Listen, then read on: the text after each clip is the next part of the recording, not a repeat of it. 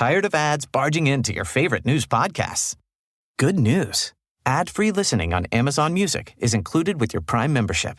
Just head to amazon.com/ad-free news podcasts to catch up on the latest episodes without the ads.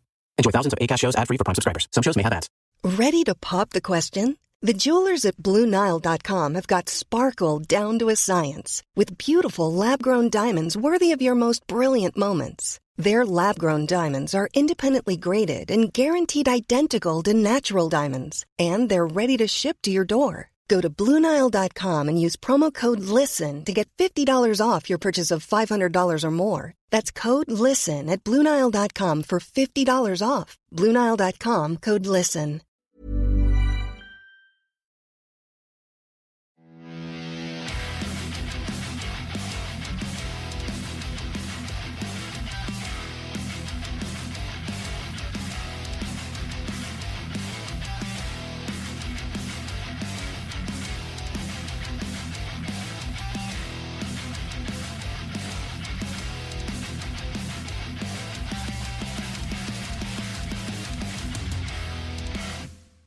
Hi guys, and welcome to this week's episode of Heavy Metal Tones. This is a special one this week, as I have a special guest in with me. You've heard me mention him before on the podcast. It's my fellow compatriot in headbanging. It's Benjy. He has been running the Facebook page with me now for what, 3 years? Yeah, probably three or 4 years. 2-3 years. Yeah. Something like that. It's hard to keep track of. Sorry, we're wiggling for one mic here, guys. So if it sounds like I'm in a bowl of jelly and Benji's in another room, you'll get used to it, and who cares anyway, let's face it. So the reason I've got Benjy in today is we're going to look at sort of trialling a once a month Benjy Corner or something like that we're going to do, where he's going to chat about an album he's going to bring to the podcast, or a band or a theme or whatever he feels like talking about. But firstly, I'm going to hand you over to Benjy. I'll give you a little bit of introduction about himself and a little bit of story about how we met, and we'll chat back. Hello, Benjy. Hey guys, it's a pleasure to be here. The often mentioned Benjy, finally here in the flesh, or in the voice, should I say? Yeah. So how did we meet? It was how long have I known you for? Probably 6 or 7 years. Yeah. Now, so I believe it was through a mutual acquaintance who actually ran a coffee shop. That's right. And you were wearing a ghost shirt. You were. Because I believe it was your daughter had just started working there, and I inquired. I went, "Oh, that's who's the cute new coffee girl that you've hired?" Yeah. And our friend went, "Oh, that's the new girl. Blah blah blah. You should meet her dad. He's a really cool dude. He's always wearing heavy metal shirts. You should come in and say g'day."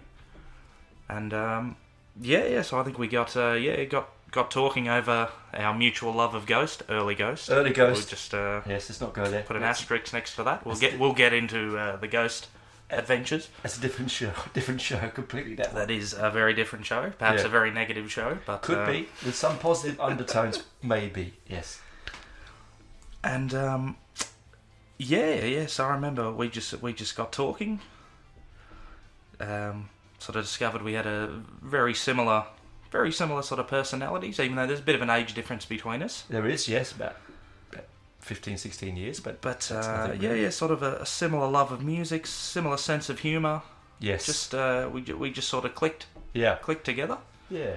And we've been in many gigs since, haven't we? Oh, absolutely. I think I've lost track of some of the gigs we've been to. Yeah. There has been many. And I think if I'm right to say that you'd lost your love of music up to that point, and you were sort of on the borderline of it, weren't you? I had. My musical taste had sort of stagnated a little bit. I didn't have Spotify. I had iTunes, but I sort of wasn't really exploring anything new or different. I was just sort of listening to the same handful of bands I'd listened to since I was a kid. And you're sort of Metallica and Kiss and... Yeah, your standard angry sort of 15-year-old music. Yeah. Alice Cooper, Kiss, the Misfits, that sort of stuff. But I hadn't explored anything further, gone down the rabbit hole, so to speak. Yeah, and I think that's what I've enjoyed about knowing you, Benji, is that you've sort of grown music in your musical taste. I mean, I've chucked stuff at you that I've never thought you'd listen to, and you've listened to, and vice versa. You've done that with me. You chuck stuff at me, and I thought, oh, I'd never put that on, and I've loved it. Some of it's been a bit like, whoa, what is going on? But other times I'm like, yeah, this is pretty cool stuff. And it's also just nice to have someone you can throw ideas at. Particularly the podcast and the Facebook page. You've always been 100% behind me, which is a really nice thing to have. So, thank you for that. And now, Benji also is a big Misfits fan. Now, he's got some great stories about meeting the band, which I'm sure he will relate at another date. I'm sure. And that's the thing about people like Benji and other friends of ours, is that it's not just, this will sit around and listen to Metallica, or this will just sit around and listen to Iron Maiden. It's so diverse in our taste, and which you'll find out today with the band we're going to talk about in the second half of the show. But Benji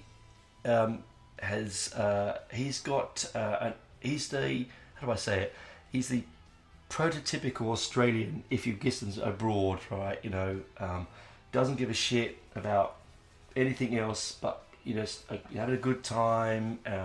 As long as you're honest with him, he'll be honest with you, and he's a decent fellow. I'm talking you up, sorry, Benji, man. That's all right. No, you. I'll just make your head breathe. You won't be able to get out of the studio door with your head being as big as it is. That's it. I'll fall over if I stand up. Yeah, there's too much blood to the head, right? That's right. But we also have Benji and I have a love for the battle jacket, don't we, Benji? Oh, absolutely, absolutely. Yeah. I'd always wanted one. I'd had one as a youth, but it was really shitty, let's be honest. It was like one patch, so I could afford, and I think it was, and anyone knows me when I say this, it was a Marillion patch, okay?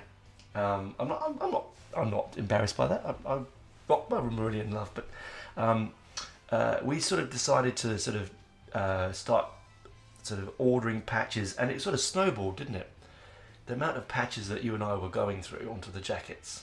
It did. It was a bit of a slow process at start. I think we had to sort of talk ourselves into making a jacket. Like we say, we'd always sort of gone, I'd love to have a battle jacket, but where do I start? And this, that, and the other, and just sort of going to a few gigs together, and looking around at some of the jackets, going, some of these are pretty good, but some of these are, I reckon we could do a better job than this. Yeah. Not putting down anybody else's jackets. Oh no, honestly, it's a personal thing, and you like what you like. I agree.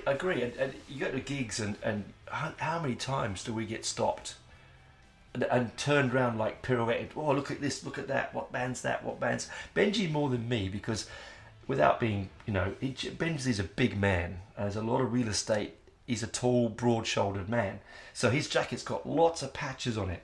Whereas I'm a pretty slight guy, and I don't get as much on my jacket. A bit more real estate on the 3XL jackets. Yeah, so you get more on there. At the moment, he's rocking the Allende back patch from a T-shirt that he put on, which looks really good. I started originally thinking I was just going to do Nawabum patches, because that was like that's my passion, as everyone knows, in metal. And you got to the point where I was like, I was going to have a different jacket, one for black metal, one for Nawabum, and I thought, bugger, just put it all on the same bloody jacket. I don't care. I have got a horror one I'm working on, but it's a slow process, that one, I think. But yeah, some of the patches that Benji's have, I really love.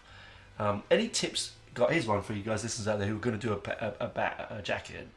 Have you any tips on where to order them, what to spend, and what to expect in quality? The majority of...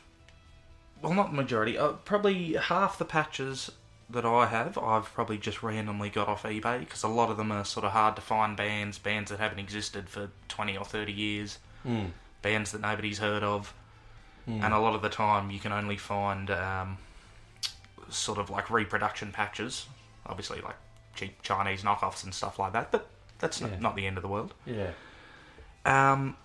If I can get an official band patch, I'll always try and You know, support the band through Bandcamp, or you know, if they've got an official Facebook page or anything like that. It's always good because you know the band's actually getting their cut of the. I think I agree with you there, exactly. I think the only problem at the moment, particularly with us living in the arse end of the world, I love Australia, I am an Australian now, it's a wonderful country to live in, but it is miles away from anywhere. So any of my listeners or our listeners that are out there in the middle of nowhere, you find the patch online, you go, I really want that one, and it's like €5, which works out at, say, $8 to $9, and then they're wanting to reap you for €50 for postage. And it's sort of like, what are you talking about? Like, honest, put it in an envelope, stick it in a bloody envelope. I think that's what puts a lot of overseas, particularly in Australia, buying this stuff, because people just put stupid postage on it, don't they? Yeah, absolutely. And people sort of putting, how do I say it? I don't know. Maybe a bit too much nostalgia and thinking that patches are worth a little bit more than they should be when it's a sort of. A little square of fabric. Yeah, I mean, I grant you that if I could get my hands on some classic 1980s early Venom patches, I'd probably see the dollars in that, because they were made in the 80s. They're hard to get hold of, but the reproduction ones, they shouldn't be more than a couple of dollars, really. No, absolutely. I mean, sort of like rare tour shirts and stuff, I can understand. You know, maybe spending a couple of $100 on stuff like that. But I've discovered a few patches in my time and gone, oh, that's really cool, I'd like to get that. Oh, apparently it's super rare, and the person in particular wants hundreds of dollars for it, which I just can't justify for a little square that's going to go on my jacket. Well, it's like I've got a Ghost shirt that Benjy and I went in halves to order this stuff from this supplier in America when we liked the band, and it's awful. It's thin. It's a white shirt. Firstly, what was I thinking? I'm never going to wear a white shirt, and I have tried to sell that.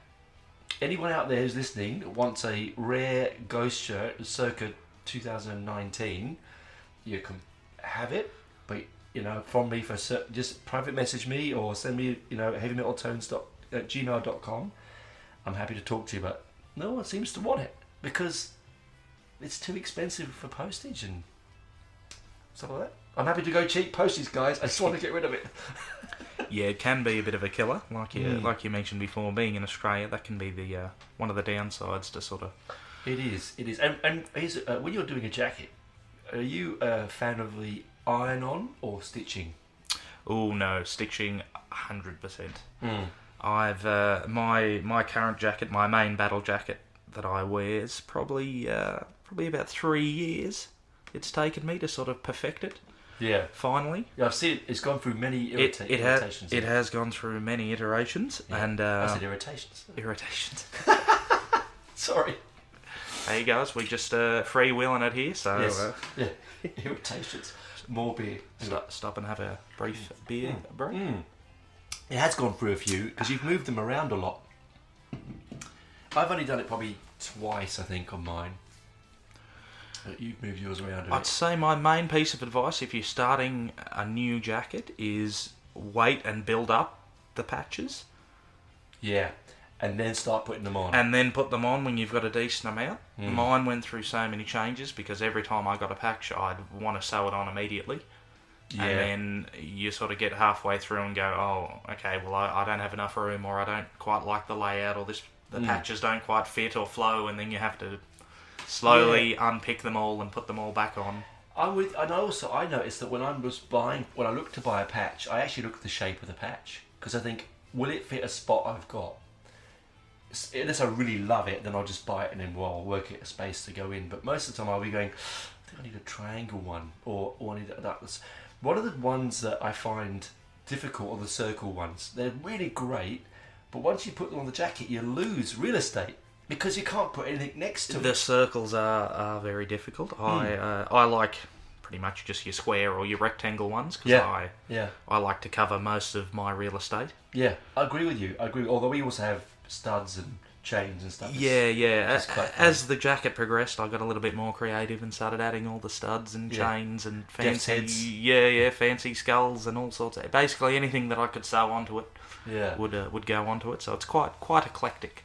Yeah, I love turning up at the gig with my battle jacket on. The man, honestly, it's the peacock in us. We want to stand out. Absolutely. It's good to get a bit of attention, and especially for something you've put, many hours and lots of love into. You get people come up and go, "Are you with the band?" You're like, "No." yes, we've had that a few times. Yeah, because I'm always, Benjy and I are predominantly at the front. That's where we will be. So we put, you sure you're not with the band? No, we know the band, but we're not with the band. It is. I'd say, guys. I mean, it's never. You're never too young or too old to start one. I'm closing quickly in on half a century, and I love my battle jacket. So, sorry, I'm gonna have a quick drink. It's not tea today. It's having a beer with Benjy day. So, drink responsibly. Or don't drink at all. I don't really mind, but drink responsibly. Anyway, or drink as much tea as you want. That's going to do any harm to you. Anyway, so we're coming up to the halfway mark here. We're going to go for a refresher of my beer. And when we come back on the other side, we'll have a chat about the album of choice from Benjy. And I think you'll be pretty interested by this one. Okay, talk to you on this other, guys.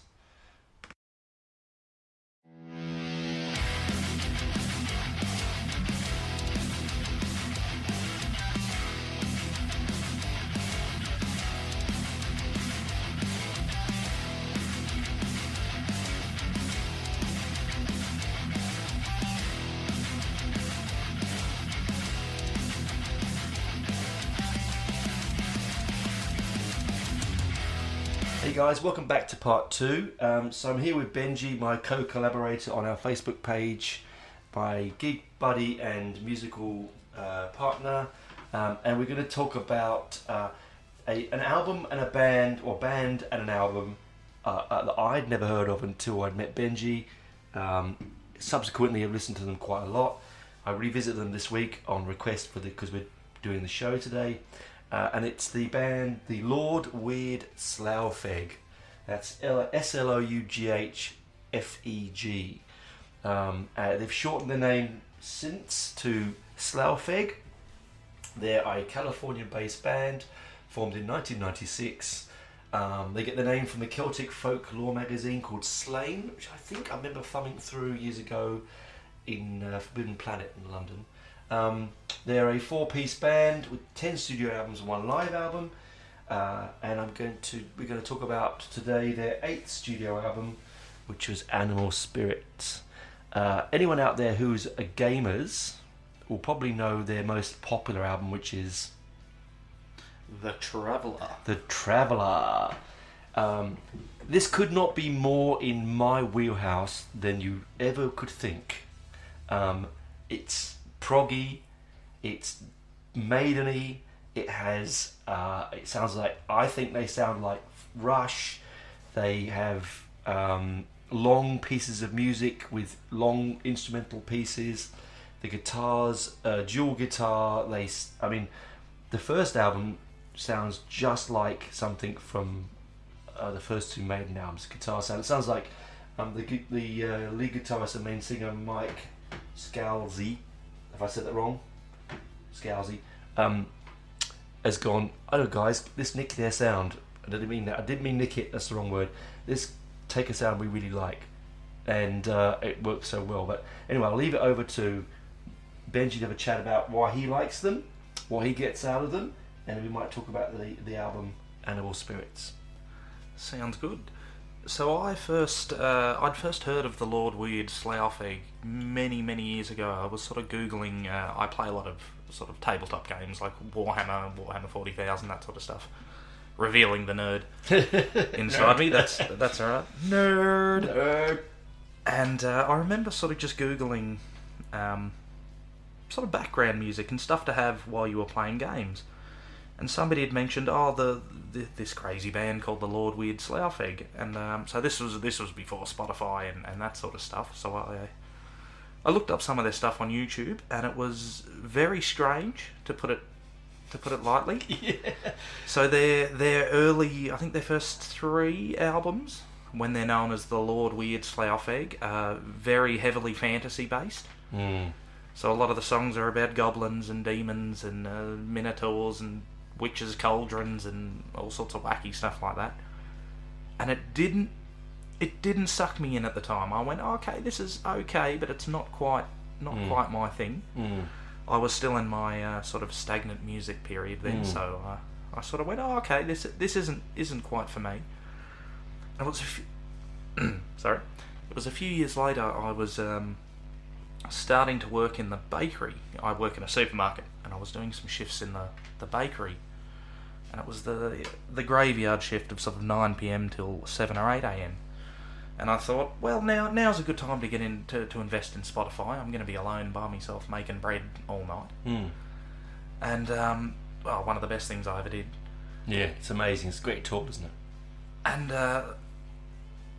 yeah, one of the albums I really got into was The Traveller. So I sort of, now that I've got Spotify, I've got access to 98% of the world's music. I thought, oh, I'm going to start getting back into some of these bands that I've heard of and stuff over the years.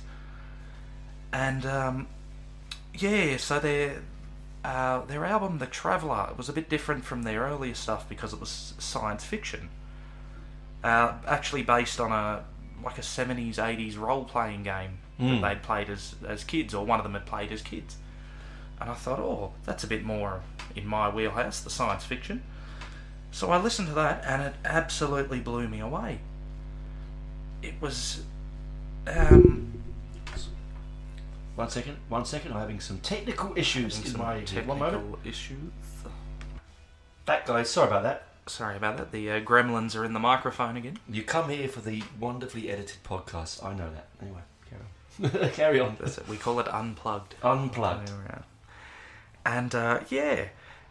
And I remember that being sort of the last album that was on Spotify under the Lord Weird Slough Feg. And I went, this album is amazing. That can't be the end of the band. Googled them, discovered that they'd actually sort of shortened their name, and there was another 6 or 7 albums. Yeah. Under the new name Slough Feg. And sort of that's when a bit of a shift in tone from sort of science fiction and weird fantasy to just sort of weird themes in general, which I really like. Yeah, and I think that's why I like it, because it really is very proggy. It's very experimental. They're almost elusive people. They've got a Facebook page they never update. They've got a web page that doesn't go anywhere. They're all, like, the lead singer's a professor of philosophy. Is that right? Yeah. I think he's a professor of philosophy, which sort of explains his interest in the weird esoteric themes that they explore on their albums. He does, and I think he's mainly I'm going to say this, if the band hears this, I'm not trying to be dissing the other members, but it appears to me that he's the creative force behind the band. Yeah, I think he's the main. He's the Steve Harris of the band, which leads me directly into my opinion. They do sound like Iron Maiden, without the falsetto tone vocals and the pomposity Maiden has. The musically, it's very bass driven with a lot of gallop, and the twin guitar sounds just like Dave Murray and Adrian Smith to me. They play in a very similar style. I think they probably find it complimentary to me to say that to the band, but I think they do. Oh, absolutely. I mean, I don't think it's ever a negative to be compared to one of the greatest heavy metal bands, and just one of the greatest bands of all time. Absolutely of all time. Yeah, greatest. And but the album that I was thinking of was a band called Animal Spirits. It's not a concept album like Traveller or the new album, the New Organon.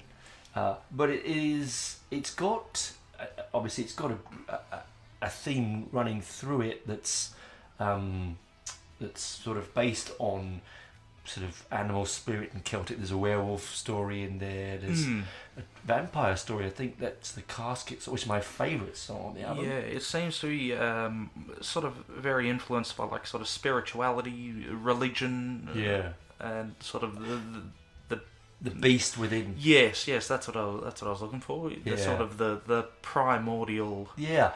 It's beast spirit. Look, it's 38 minutes 45 seconds. It doesn't hang around. It's got each song flows beautifully for it. But the one key highlight for me, apart from Casket, was the cover version of the Alan Parsons Project's Tales of Mystery and Imagination. The song was Telltale Heart. Now that album is up in my top 5 albums of all time. Prog albums, I have to say, but I say that. I put a caveat on that. And because I love Edgar Allan Poe a lot. And so when I'd forgot it was on there, and I'm sitting on the bus this morning on the way to work, and I'm playing it through, and suddenly it comes on, what the fuck is this? Shit, forgot. And it really sort of made my morning, actually, because they cover it with reverence. They do a great job of it, and they don't try and change it. They're not adding different bits, speeding it up. It's very, very reverential. And I advise anyone out there listening to this to go and listen to Alan Parsons Project's Tales of a Mystery and Imagination. Oh, excuse me, guys. Sorry, guys. Look, that didn't mean to make a horrible noise in your ear there. It's when two people were sharing one mic, right? And I knocked it, and it made a horrible hum. Anyway, I'm sure that I will get back to that and get rid of it. If I have got rid of it, this concept this mention makes no sense. If I haven't, sorry. Anyway, it depends how I feel when I edit it. So we're talking about the Animal Spirit, which is the 8th studio album from I think they called themselves Slough Feg, didn't they? Yes. They got rid of the Lord Weird. What do you think about dropping the Lord Weird? Do you think it's a good move? I like the Lord Weird. It makes them sort of unique. It's an interesting name. I understand why they did it.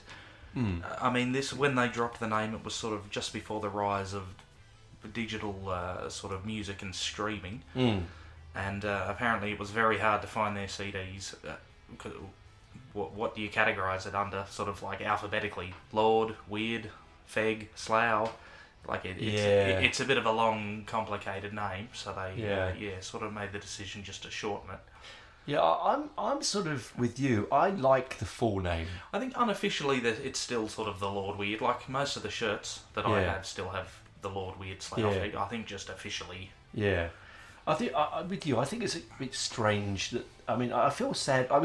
Here's a story. Now, no one's going to hear this from this band that I was dealing with when I was a teenager. So, I was hanging around and sort of helping out and roadieing and then occasionally playing with a band called Ruptured Dog. Way back in the dark ages. Amazing name. Yeah, I know. And it was a 3-piece punk band. And they tried to get more radio friendly and dropped the Ruptured and called themselves R Dog. Let's just say that I had the R Dog t-shirt. I mean, it's subsequently now in 1 million pieces on the wind across the ocean. But I hated it. I couldn't understand why we were calling ourselves, or they were calling themselves R Dog. Like, I know that Ruptured Dog is not radio friendly, but they were getting big plays. Like, they played with the lead guitarist from Faith No More. He came on stage and played with them at the Marquee. Now, they're good enough to have that. Why would they need to drop the bloody Ruptured? I'm not a fan of bands that feel they need to change themselves to make. I mean, Marillion did it. They became from Silmarillion to Marillion. No, I get that. I'd still see them as Silmarillion, you know. Sometimes a little bit of conformity is okay. No problem. I mean, at the end of the day, these are musicians, and they need to make money and need to live, and they need to have radio play, and they want radio play. Not need to, but they want it. I mean, they're musicians, aren't they? The album cover is hand drawn by the lead singer. Is that right? Yes, hand drawn by Mike, which is a change from the usual album covers. Which are very spacey and out there. Yes, very very psychedelic and maybe not psychedelic. But very out there, very science fiction-y, very If you were to, I mean, it's very difficult to explain the album. One second now. Hang on. So back with me. Sorry again. You don't come for the clearly polished product. You come for the editing. Anyway, I'm closer to the mic now, as you can tell. So this probably sounds better. It goes Trick the Vicar, the '95 Thesis, Matria Prima, Free Market Barbarian, Lycanthropic Fantasies, Ask the Casket, which is my favourite, Heavy Welder, Tell the Telltale Heart, which we spoke about before, Kon Tiki, Second Coming, Tactical Air War. So, as I said, 38 minutes and 45 seconds. For me, God, put your teeth in, Tone. Lycanthropic Fantasies, which means werewolf. Lycanthropes are werewolves. Telltale Heart, Kon Tiki, and Trick the Vicar are the highlights of the album for me. Really, really, really enjoy those particular tracks. Look, what I'm trying to do on this podcast is to get people to reach out, try something different, and not be stale within their lives. I think we can all do it. As Benjy says before, he was in a bit of a sort of a humdrum circle of music, and there's nothing wrong with that if that's what you want to do. But I think you're going to benefit more from opening your mind, and you do with things like this. So, and it's not out there and wacky. The vocals aren't going to grind your ears to the wall. The guitar, the mix is beautifully done for low budget albums. The vocals are very clear. He's a very gifted singer. He does sound, and I'm sorry, Mike, but he sound a bit Canadian to me. They're from California, so I don't know where that comes from in my mind. I think that's because I'm thinking of Rush. Anyway, so we've listened to that. That album is going to be the one I recommend for you to enter into, but try first, because I think it's the easiest of the one to penetrate. But if I was to ask Benjy, the aficionado of the Feg, what would he pick two or three albums? Which ones would you pick for beginners? For beginners, I think I agree with you. Animal Spirits was sort of my first, we'll use the word penetration into the Slough Feg. I think because, like we mentioned, most of their albums are sort of themed around one sort of central idea, whereas this one is sort of a couple of different ideas, so it's a little bit easier to get into. It's more traditional album, isn't it, than a proggy-based concept album? Yeah, because the progressive stuff can be difficult to get into if you're not sort of experienced with the wackiness. Look, I'd say the Animal Spirits is a good one. Probably Atavism, which I really like. Atavism, yeah. Their first album under the new moniker is an absolute favourite of mine, start to finish. I mean, I love all their albums. I find it very difficult to narrow it down. But it is Traveller. The Traveller, absolutely. Yeah. I mean, Benjy, you can't see it at the moment, but Benjy's wearing a Traveller That's it. I'm wearing t-shirt. My rare Traveller shirt at the moment. Very good t-shirt as well. Beautiful artwork. Dog in a spacesuit. Yep. Very cool. Very cool indeed. Very chic. Very chic. So I think, as Benjy said there, like the early ones are quite. If you're not attuned to progressive style music or even psychedelic style music, you might find it more tricky. If you're into your really heavy, dark, black Norwegian stuff, then you're not going to go here. That's fine. But if you are going to do it, start with, as I said, Animal Spirits, Activism, and then probably Traveller. Yeah, the Traveller. What about the new one? Now, I've not really delved very heavily into the new one, but you have a fair bit, haven't you? I have. I'd probably say leave the latest album till later, because it is considerably different from some of the other stuff, and it is very specifically about sort of philosophy, and I think it's based on a Charles Darwin book from the 1780s or something like that he wrote. Right. So it is particularly strange. Not that that's a bad thing, but it is definitely very, very heavily themed around one thing. So that might be hard to get into. Don't you love that about the music that we listen to and love? That I'm not saying it doesn't happen in pop music, but you don't get the delicious textures and depths listening to ABBA. You get fun, but you don't get, like, with a lot of the stuff that we like, the metal, the prog and the new wave and British heavy metal, and even some of the punk stuff. It's really it's almost like educational. I remember watching Monty Python. I knew nothing about philosophers until I watched Monty Python. As a kid, I learned a lot from this sort of thing. I think Maiden's a classic example. Alexander the Great, Passchendaele, all these songs that have a historic background to them and give you a bit of depth. You walk away from the songs, you don't just go, "Oh, that was entertaining." You actually leave something with you. Do you not think? Yeah, absolutely. I suppose like a good piece of art. Yeah, exactly. You don't want to look at it and go, "Oh, okay, that's nice," and then you walk away and you don't think about it ever again. A good piece of art and a good piece of music sort of stays with you. It lives with you, doesn't it? Yeah. It gets stuck in your brain and makes you think and makes you go home and Google things and look into things deeper and absolutely. That's what I love about them. So every time you can listen to the album 100 times and you might pick up different things each time. I think that that we're coming to the end of the show soon, guys. But I think that I'd like to thank Benjy for coming. Hold on, he's got to say something.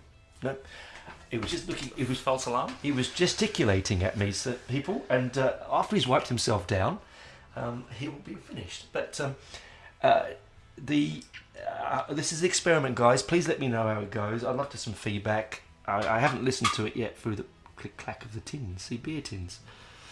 But I've really enjoyed chatting with Benjy. As we said, we don't script it here. I could script it and write notes, but really, where's the fun in that, really? I think it's just to have a chat is the best thing. And so please go and grab, I will put a link in below to Slough Feg's Facebook page. Try and have a good listen to Animal Spirits and The Traveller and Activism, and as Benjy said, jump in the middle, swim backwards if you want, and then swim forwards. Whatever you feel like. I mean, you can go and YouTube them and hear one song, it's fine. I don't think they're the kind of band where one track alone is going to give you the full picture. I think you really do need to listen to the album from beginning to end. And you need to give it some respect and try and listen to it. So on that one, we're going to say goodbye. Hope you enjoyed the show. Please come and chat with us at our Facebook page, which is... What's the Facebook page, Benjy? New of 'em and All Things Metal. That's or it. Forgotten Metal. That's it. It often appears as both. Yes, it does. Or at my email address, which is heavymetaltones@gmail.com. That's heavymetaltones@gmail.com. Let us know what you think. I hope you enjoyed the show. Thanks for Benjy for coming. Thanks, guys. It's been great to be here, just having a chat, having a beer, just talking, relaxing on a Friday afternoon after work. It's absolutely good just good company, talking about good music. That's what we're all about. That's what it is. So hopefully we'll get Benjy on a bit more soon, more in the future. Hopefully the sound wasn't awful, and I'll see you on the flip side, guys. Bye, guys.